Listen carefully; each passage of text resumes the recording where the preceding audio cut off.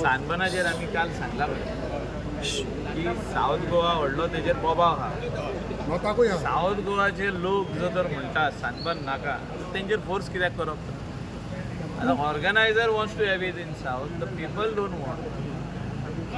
If people come and block the roads when the sunburn is going to happen, on the day of sunburn, it is going to be a disaster for the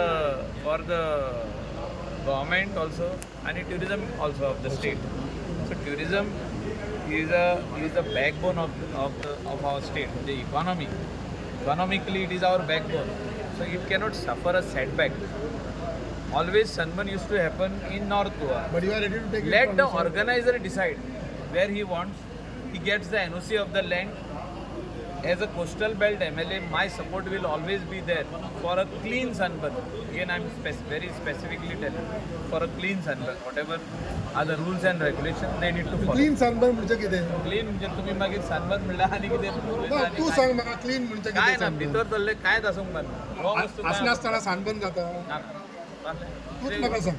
कितें उलयता मागीर. Sir, few days back you went to the DGP to give the memorandum regarding the harassment to the tourists. What happened about that thing?